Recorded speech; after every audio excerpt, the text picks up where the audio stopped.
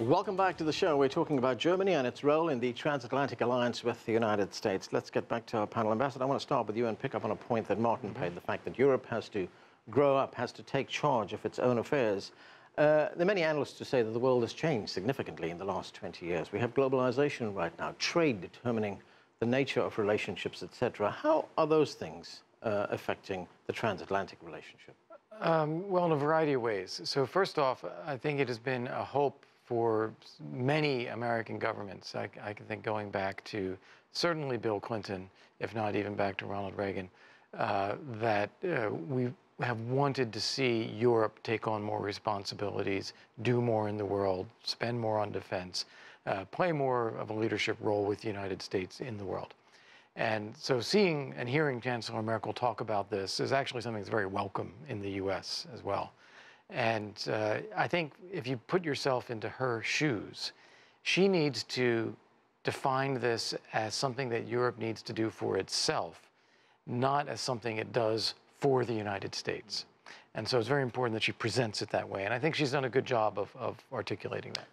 When you get to the external issues, you know, the rise of the Chinese economy, for example, the Indian economy, Russia's return as an aggressive authoritarian power, these are all things, and terrorism, of course, ISIS and the crisis in the Middle East.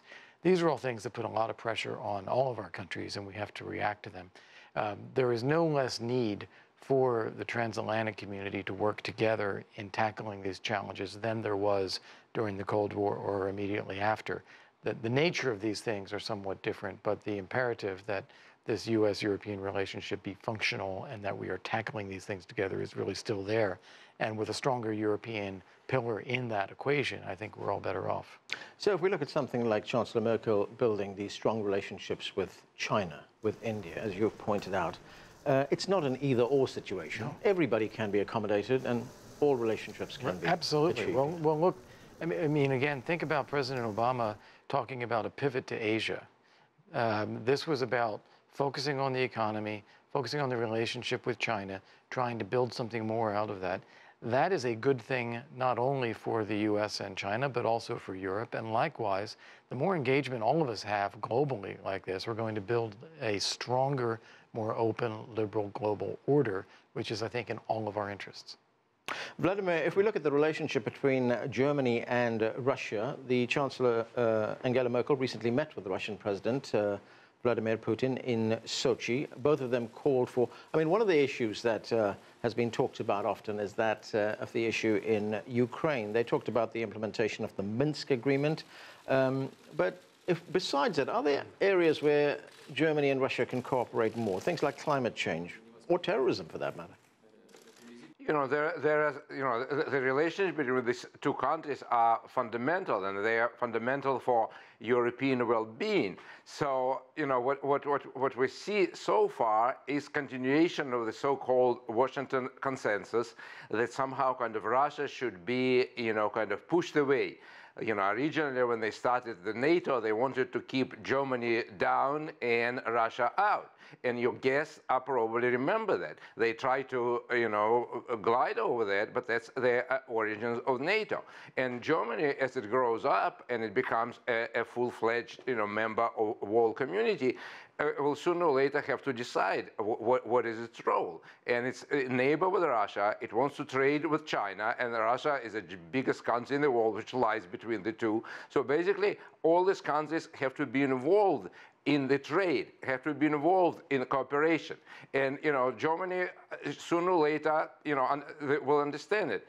My feeling is that there is like a split between two types of elites in Germany. One is very much invested in all the establishment, all status quo. But there is business elite which understands that the world has changed. And I think these are the tensions which they will be decided in German elections sooner or later.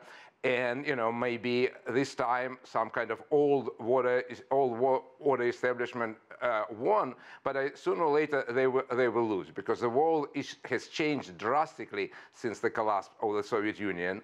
We see this, we have China, biggest, most powerful country now in the world. So if the countries, including Germany, do not address it, then I don't know what will happen. So that's the take. So Germany has to play a very serious role. It's time for them to grow up.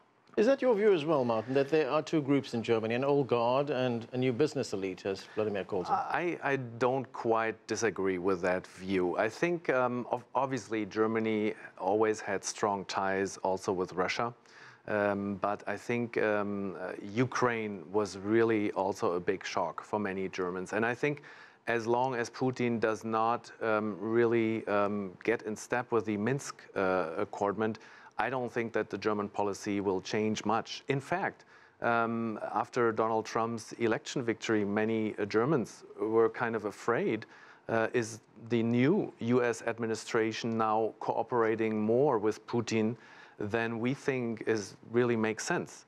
So obviously, I think that's one thing where the Germans and the German government is quite happy that for now, Rex Tillerson, James Mattis, they all kind of told Donald Trump, okay, we stick with the Minsk agreement and we try to hope and to solve this Ukraine crisis.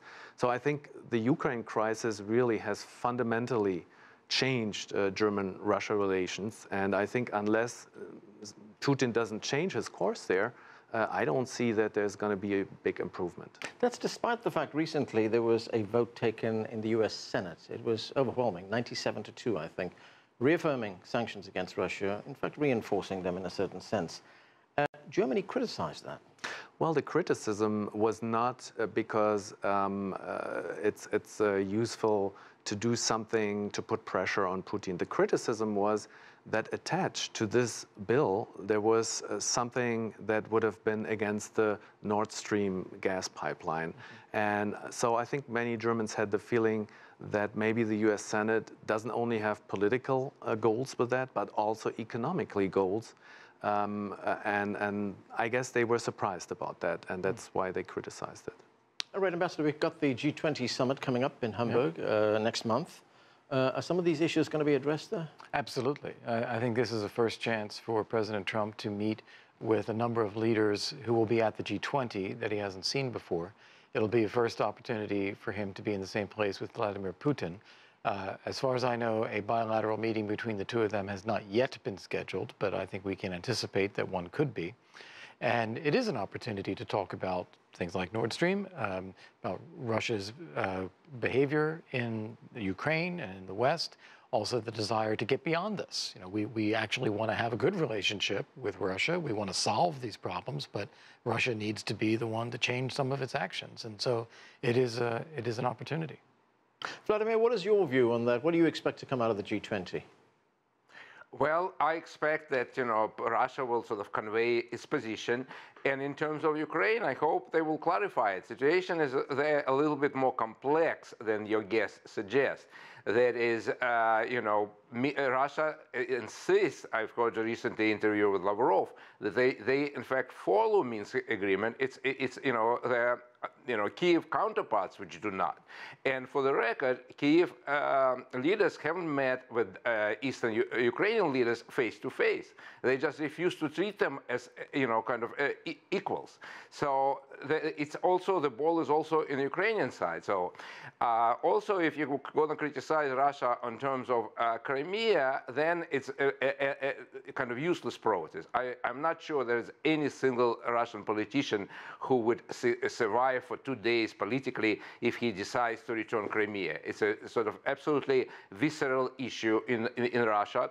Maybe, in years it'll be different. But Crimea shouldn't be even discussed. But what should be discussed is the peace there, somehow diffusing the tension in eastern Ukraine. But it will take all parts until Poroshenko doesn't sit down with, Lugansk and Donetsk leaders and somehow negotiate it, nothing will happen. So just keep on blaming Russia. For me, it sounds like some kind of a pretext of trying to ostracize and push it aside. But sooner or later, history will sort of, and geography and trade and economy will have its say as well. Ambassador, when we look at meetings like the G20, Donald Trump's going to be there. Does he need to change his language, change the tone and the manner in which he deals with other leaders? I don't think that it is reasonable to expect someone who has been elected president, who's his age, who has had his whole career based on the personality that he is, Right. to now somehow say, oh, he has to change his personality. I'll tell you why I ask that. It's just not going to happen. Right, because there was a very critical comment made by Nicholas Burns. He's a former Undersecretary of State at the State Department. And a predecessor at NATO as well. Too. Right, as well. And he said, he was talking about the last visit, and he said, I couldn't think of another visit that was so fraught with difficulties, deep, substantial division, disregard, and disrespect. Well, that's Nick's view, yeah. So that has to change. Well, it's not going to change. Right. I mean, we have all of these personalities and players to deal with around the world, and we have to deal with facts as they are. Donald Trump is the man that he is. He was elected president of the United States. There is a voting base that he is trying to show, to whom he is trying to show that he is faithful to the principles that he articulated during the campaign and making America great again and all that. At the same time, there has been a fairly professional take on foreign policy across the board. I think it has surprised a lot of people, whether it is on the relationship with Russia, on sanctions concerning Ukraine and the conflict there, NATO, European Union, ISIS, crisis in the Middle East, North Korea, relationship with China, alliances with Japan and South Korea. There's been quite a list now of foreign policy actions by the administration that are consistent with a long-term trend of U.S. foreign policy and national interests. You have these two phenomena going on. We have a personality that some people don't like, that's a fact, and we have a growing professionalism in the conduct of foreign policy that is actually, I think, somewhat reassuring to people. Martin, Mrs. Merkel is just a few months away from an election. What are her chances of being re-elected? There are some analysts who say that this spat with Donald Trump has actually helped her. Well, yeah, that does help her. And Donald Trump is not very popular in Germany. I think only 15% of Germans kind of think he is good.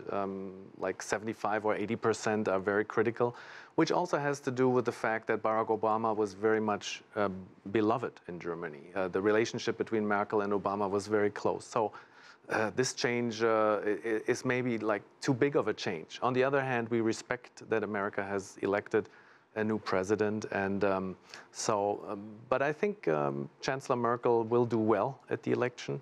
Her polls have gone up continuously, and even her challenger from the Social Democratic Party, if you look at what he wants, it's not that much different. So Germany seems to be pretty stable right now, and the mood also, thinking about Europe, as I said, has improved, and so I'm quite optimistic about it.